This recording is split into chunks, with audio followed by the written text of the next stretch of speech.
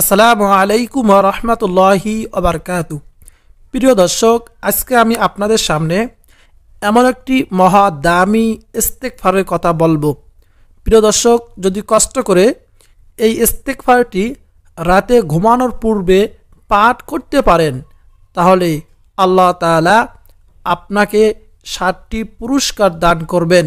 বলুন না সুবহানাল্লাহ। প্রিয় দর্শক, একটু ধৈর্য ধরে পুরো ভিডিওটি মনোযোগ দিয়ে দেখুন। ইনশাআল্লাহ আপনার অনেক অনেক ফায়দা হবে।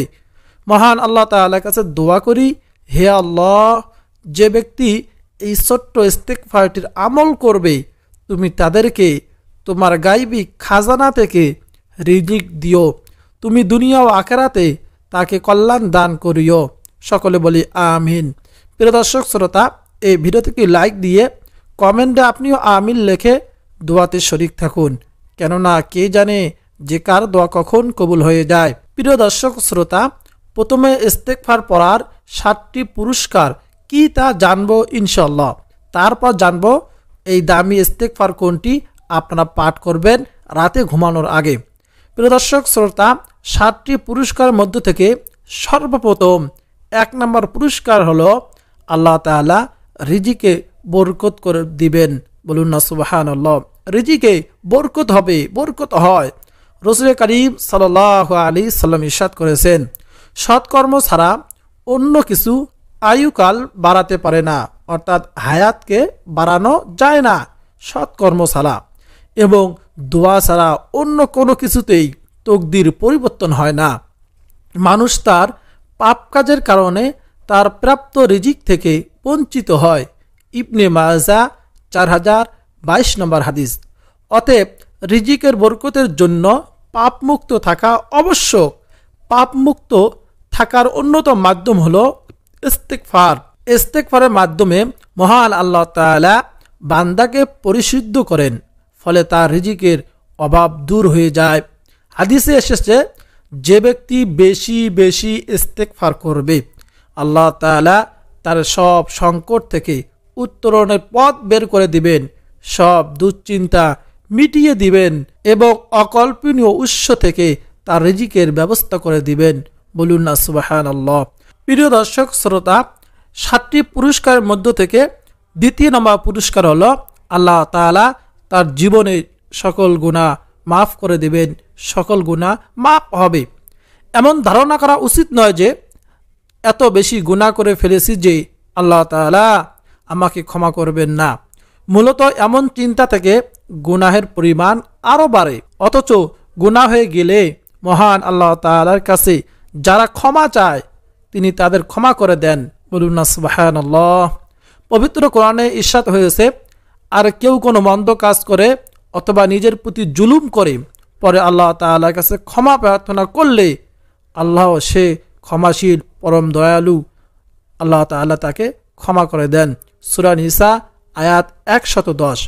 প্রিয় দর্শক শ্রোতা, 3 নম্বর পুরস্কার হলো আল্লাহ তাআলা ওই বান্দাকে বিপদ দূর হয়, বিপদ দূর করে দেন, বিপদ আপদ থেকে তাকে উদ্ধার করেন। ভয়াবহ বিপদ কিংবা প্রাকৃতিক দুর্যোগ দিয়ে মহান আল্লাহ তাআলা মাঝে মাঝে বান্দাকে পাপের শাস্তি দেন, কিন্তু মাদলারা যখন ইস্তেগফাররত হয়ে যায় তখন তিনি আযাব উঠিয়ে নেন। সুবহানাল্লাহ।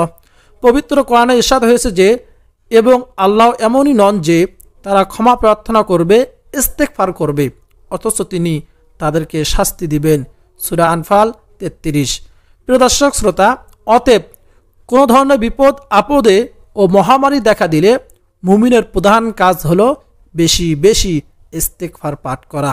এই জন্য আমরা বেশি বেশি ইস্তেগফার পাঠ করব। প্রিয় দর্শক শ্রোতা, 4 নম্বর যে পুরস্কার আল্লাহ তাআলা দান করবেন তা হলো দুশ্চিন্তা দূর হয়। দুশ্চিন্তা, টেনশন, পেরেশানি আল্লাহ তাআলা দূর করে দিবেন। বলুন না সুবহানাল্লাহ। প্রিয় নবী করিম সাল্লাল্লাহু আলাইহি সাল্লাম বলেন, যে ব্যক্তি নিজের জন্য ইস্তেগফার, ক্ষমা প্রার্থনা আবশ্যক করে নিবে, আল্লাহ তাআলা তাকে সব দুশ্চিন্তা থেকে মুক্তি দিবেন। বলুন না সুবহানাল্লাহ। সব সংকীর্ণ থেকে উদ্ধার করবেন এবং তাকে এমনভাবে জীবিকার ব্যবস্থা করবেন যা তার চিন্তার বাহিরে। সুবহানাল্লাহ। হাদিসটি এসেছে সুনানে নাসাই 3819 নম্বর হাদিস। প্রিয় দর্শক শ্রোতা, 5 নম্বরে আল্লাহ তাআলা যে পুরস্কার দান করবেন ইস্তেগফার পড়ার কারণে, পুরস্কারটি হলো আল্লাহ তাআলা হুকুম পালন করা সহজ হয়। বলুন না সুবহানাল্লাহ। আল্লাহ তাআলা হুকুম পালন করার জন্য যদি আমার জন্য কঠিন হয়ে যায়, আপনাদের জন্য কঠিন হয়ে যায়, আল্লাহ তাআলা হুকুম আমরা পালন করতে পারবো না। আল্লাহ তাআলা এই হুকুম সহজ হয়ে যায়, আমরা সহজে আল্লাহ তাআলা হুকুমগুলো পালন করতে পারি। পবিত্র কোরআনে বেশি বেশি ইস্তেগফারের তাগিদ দেওয়া হয়েছে, কারণ ইচ্ছায় বা অনিচ্ছায় বান্দা নিয়মিত গুনাহ করে থাকে, কিন্তু তারাই উত্তম যারা গুনাহ হয়ে গেলে মহান আল্লাহ তাআলার দরবারে ক্ষমা চেয়ে নেয়। গুনাহ করবে আবার ক্ষমাও চাইবে না, এটি বোকামি ছাড়া অন্য কিছু নয়। মনে রাখতে হবে আল্লাহ তাআলা ক্ষমাশীল, তিনি বান্দাকে ক্ষমা করতে ভালোবাসেন। পবিত্র কোরআনে মহান আল্লাহ তাআলা বলেন, আর আল্লাহর নিকট ক্ষমা চাও, নিশ্চয় আল্লাহ তাআলা ক্ষমাশীল পরম দয়ালু। সূরা বাকারা 199 নম্বর আয়াতে আল্লাহ তাআলা বলেন। অন্য আয়াতে ইরশাদ হয়েছে, আর তোমরা তোমাদের রবের কাছে ক্ষমা চাও। সূরা হুদ আয়াত 3। এসব আয়াতে মহান আল্লাহ তাআলা তার বান্দাদেরকে হুকুম করেছেন যে তোমরা ইস্তেগফার করো, ক্ষমা চাও। অতএব ইস্তেগফার প্রথম উপকারটি হলো এর মাধ্যমে মহান আল্লাহ তাআলার হুকুমের তালিম হয়। প্রিয় দর্শক শ্রোতা, ইস্তেগফার পাঠ করলে 6 নম্বর পুরস্কারটি হলো আল্লাহ তাআলা ওই বান্দাকে দুনিয়ায় সফলতা দান করবেন। সে দুনিয়ায় সফলতা পাবে। ইস্তেগফারের মাধ্যমে মহান আল্লাহ তাআলা রিজিকে বরকত দেন, সম্মান বাড়িয়ে দেন। পবিত্র কোরআনে ইরশাদ হয়েছে, হে আমার সম্প্রদায়, তোমরা তোমাদের রবের কাছে ক্ষমা প্রার্থনা করো, তারপর তার দিকেই ফিরে আসো, তিনি তোমাদের উপর প্রচুর বৃষ্টি বর্ষণ করবেন, আর তিনি তোমাদেরকে আরো শক্তি দিয়ে তোমাদের শক্তি বৃদ্ধি করবেন, এবং তোমরা অপরাধী হয়ে মুখ ফিরিয়ে নিও না। সূরা এই আয়াতের ব্যাখ্যায় তাফসীরবিদরা লেখেন, আল্লাহ তাআলা হুদ আলাইহিস সালাতু ওয়াস সালামকে আদ জাতির কাছে নবী রূপে প্রেরণ করেছিলেন। হুদ আলাইহিস সালাতু ওয়াস সালাম আদ জাতিকে তাওহীদের দাওয়াত ছাড়াও পূর্ববর্তী গুনাহের জন্য তওবা ইস্তেগফার করতে বলেছিলেন। তাদেরকে তওবার সুফল সম্পর্কে বলেন, যদি তোমরা সত্যিকার তওবা ও ইস্তেগফার করতে পারো, তবে তার দৌলতে আখিরাতে চিরস্থায়ী সাফল্য ও সুখময় জীবন তো লাভ করবেই, দুনিয়াতেই এর বহু উপকারিতা দেখতে পাবে। দুর্ভিক্ষ ও অনাবৃষ্টির পরিসমাপ্তি ঘটবে, যথাসময়ে শক্তি সামর্থ্য বর্ষিত হবে। এখানে শক্তি শব্দটি ব্যাপক অর্থে ব্যবহৃত হয়েছে, যার মধ্যে দৈনিক শক্তি এবং ধন, বল, জনবল সবাই অন্তর্ভুক্ত। কুতুবি ইবনে কাসির এই কিতাবে এসেছে। অতএব বোঝা গেল ইস্তেগফারের মাধ্যমে মানুষের যেমন আখিরাতের মুক্তি অর্জিত হয়, তেমনি দুনিয়াতেও ধন সম্পদ এবং সন্তানের মধ্যে বরকত হয়ে থাকে। বলুন না সুবহানাল্লাহ। প্রিয় দর্শক শ্রোতা, ইস্তেগফারের অনেক অনেক ফজিলত। প্রিয় দর্শক শ্রোতা, সর্বশেষ 7 নম্বর ইস্তেগফার পাঠ করার যে পুরস্কার আল্লাহ তাআলা দান করবেন, তা হলো আখিরাতে সফলতা পাওয়া যায়। বলুন না সুবহানাল্লাহ। আখিরাতে সফলতা অর্থ হলো আল্লাহ তাআলা আখিরাতে আমাদেরকে মাফ করে দিবেন, আমাদেরকে জান্নাত দান করবেন। সুবহানাল্লাহ, সুবহানাল্লাহি ওয়া বিহামদিহি।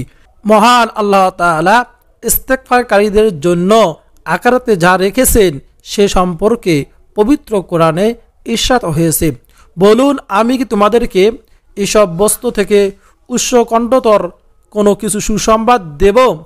যারা তাকওয়া অবলম্বন করে তাদের জন্য রয়েছে জান্নাত সমূহ, যার পদদেশে নদী প্রবাহিত, সেখানে তারা স্থায়ী হবে। আর পবিত্র স্ত্রীগণ এবং আল্লাহর নিকট থেকে সন্তুষ্টি আল্লাহ তাআলা বান্দাদেরকে সম্পর্কে সম্ভোগ স্রষ্টতা। যারা বলে, হে আমাদের রব, নিশ্চয় আমরা ঈমান এনেছি, কাজেই আপনি আমাদের গুনাহসমূহ ক্ষমা করুন এবং তাদেরকে আগুনের আযাব থেকে রক্ষা করুন। তারা ধৈর্যশীল, সত্যবাদী, অনুগত, ব্যয়কারী এবং শেষ রাতে ক্ষমা প্রার্থনাকারী। সুবহানাল্লাহ। সূরা আলে ইমরান আয়াত 15 থেকে 17, 15, 16, 17 নম্বর আয়াতে আল্লাহ তাআলা বলেন, উক্ত আয়াতে মহান আল্লাহ তাআলা তার জান্নাতি বান্দাদের কিছু বৈশিষ্ট্য বর্ণনা করেছেন, যার মধ্যে অন্যতম হলো যারা শেষ রাতে ক্ষমা প্রার্থনাকারী। অর্থ যারা শেষ রাতে উঠে মহান আল্লাহ তাআলার কাছে ইস্তেগফার পাঠ করে। হযরত আবু হুরায়রা রাদিয়াল্লাহু তাআলা আনহু থেকে বর্ণিত, আল্লাহ রাসূল সাল্লাল্লাহু আলাইহি ওয়াসাল্লাম বলেছেন, আল্লাহ তাআলার প্রতি রাতের শেষ তৃতীয়াংশ অবশিষ্ট থাকাকালে পৃথিবীর নিকটবর্তী আসমানে অবতরণ করে ঘোষণা করতে থাকেন, কে আছে এমন যে আমাকে ডাকবে, আমি তার ডাকে সাড়া দেব। কে আছে এমন যে আমার নিকট চাইবে, আমি তাকে তা দিয়ে দেব। কে আছে এমন যে আমার নিকট ক্ষমা চাইবে, আমি তাকে ক্ষমা করব। বুখারী শরীফের হাদিস 1145 নম্বর হাদিস। ইস্তেগফার বা আল্লাহ তাআলার কাছে ক্ষমা প্রার্থনার অনেক উপকার রয়েছে। ইস্তেগফারের কারণে পরকালে যেমন সমৃদ্ধ হয়, তেমনি দুনিয়ার জীবন সুন্দর হয়, সুখময় হয়, শান্তিময় হয়।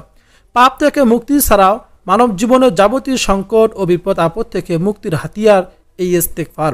বুজুর্গ আলেমদের মতে মানুষ যদি খাঁটি দিলে ইস্তেগফার করতে অভ্যস্ত হয়, আল্লাহ তাআলা অসংখ্য পুরস্কার দান করবেন। বলুন না সুবহানাল্লাহ। শুধু এই 7টি পুরস্কার নয়, অসংখ্য পুরস্কার দান করবেন। ইস্তেগফারের নানা উপকার নিয়ে আলোচনা করা হলো। প্রিয় দর্শক শ্রোতা, আরও অনেক অনেক ইস্তেগফারের ফজিলত রয়েছে। তার মধ্য থেকে আপনাদেরকে আমি 7টি পুরস্কার আল্লাহ দান করবেন আপনাদের সাথে আলোচনা করলাম। প্রিয় দর্শক, এখন 4টি ইস্তেগফারের কথা আপনাদেরকে বলবো ইনশাআল্লাহ। সর্বপ্রথম যে ইস্তেগফারটির কথা বলবো তা হলো আস্তাগফিরুল্লাহ। এই ছোট্ট ইস্তেগফারটি আপনার সকাল সন্ধ্যায় 100 বার করে পাঠ করবেন। আস্তাগফিরুল্লাহ, আস্তাগফিরুল্লাহ। ঘুমানোর সময় আপনারা 100 বার পাঠ করবেন আস্তাগফিরুল্লাহ, আস্তাগফিরুল্লাহ। অর্থ হলো আমি আল্লাহর কাছে ক্ষমা প্রার্থনা করছি। 5 ওয়াক্ত ফরজ সালাতে সালাম ফেরানোর পর রাসূল করিম সাল্লাল্লাহু আলাইহি ওয়াসাল্লাম এই ইস্তেগফারটি, এই দোয়াটি 3 বার পড়তেন। মিশকাত শরীফের হাদিস 961 নম্বর হাদিস। রাসূল সাল্লাল্লাহু আলাইহি ওয়াসাল্লাম 5 ওয়াক্ত সালাম নামাজের সালাম ফেরানোর পর 3 বার পড়তেন আস্তাগফিরুল্লাহ, আস্তাগফিরুল্লাহ, আস্তাগফিরুল্লাহ। প্রিয় দর্শক শ্রোতা, 2 নম্বরে যে ইস্তেগফারটির কথা বলবো, ইস্তেগফারটি হলো আস্তাগফিরুল্লাহ ওয়া আতুবু ইলাইহি, আস্তাগফিরুল্লাহ ওয়া আতুবু ইলাইহি। আবারও বলছি আস্তাগফিরুল্লাহ ওয়া আতুবু ইলাইহি। অর্থ হলো আমি আল্লাহর কাছে ক্ষমা প্রার্থনা করছি ও তার দিকে ফিরে আসছি। রাসূল করিম সাল্লাল্লাহু আলাইহি ওয়াসাল্লাম প্রতিদিন 70 বার অধিক তওবা ইস্তেগফার পাঠ করতেন। সহিহ বুখারী শরীফের হাদিস 6307।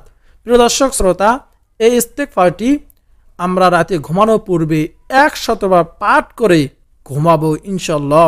আস্তাগফিরুল্লাহ ওয়া আতুবু ইলাইহি। প্রিয় দর্শক শ্রোতা, 3 নম্বরে যে ইস্তেগফারটির কথা বলবো তা হলো রব্বিগফিরলি ওয়া তুব আলাইয়া ইন্নাকা আনতাত তাওয়াবুর রহিম। রব্বিগফিরলি ওয়া তুব আলাইয়া ইন্নাকা আনতাত তাওয়াবুর রহিম। প্রিয় দর্শক শ্রোতা, আপনারা দেখে দেখে কয়েকবার পরে মুখস্থ করে নেবেন। অর্থ হলো, হে আমার রব, আমাকে ক্ষমা করুন, আমার তওবা গ্রহণ করুন, নিশ্চয় আপনি তওবা গ্রহণকারী অতি দয়ালু। আবু দাউদ শরীফের হাদিস 1516। প্রিয় দর্শক শ্রোতা, সর্বশেষ 4 নম্বরে যে ইস্তেগফারটির কথা বলবো অনেক গুরুত্বপূর্ণ একটি ইস্তেগফার, সাইয়্যিদুল ইস্তেগফার বা ক্ষমা প্রার্থনার শ্রেষ্ঠ দোয়া। আন্তরিক বিশ্বাসের সঙ্গে কেউ যদি প্রতিদিন সকাল ফজরের পরে ও সন্ধ্যায় আসর বা মাগরিবের পরে এই সাইয়্যিদুল ইস্তেগফার পাঠ করে আর সে ওই দিন মারা যায়, ইনশাআল্লাহ সে জান্নাতি হবে। এই গ্যারান্টি দিয়েছেন স্বয়ং রাসূল করিম সাল্লাল্লাহু আলাইহি ওয়াসাল্লাম। হাদিসটি এসেছে বুখারী তিরমিজি শরীফে।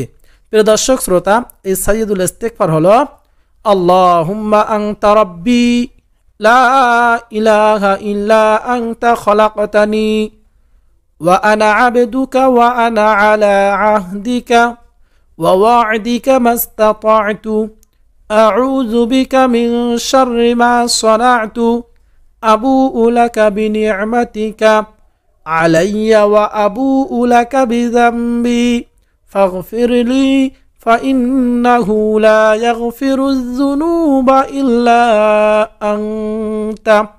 প্রিয় দর্শক শ্রোতা, আপনি তেলাওয়াত শুনে শুনে আমল করতে পারবেন, বললেও হবে, তেলাওয়াত শুনলেও হবে। আমি আপনাদের সুবিধার্থে আরেকবার তেলাওয়াত করতেছি।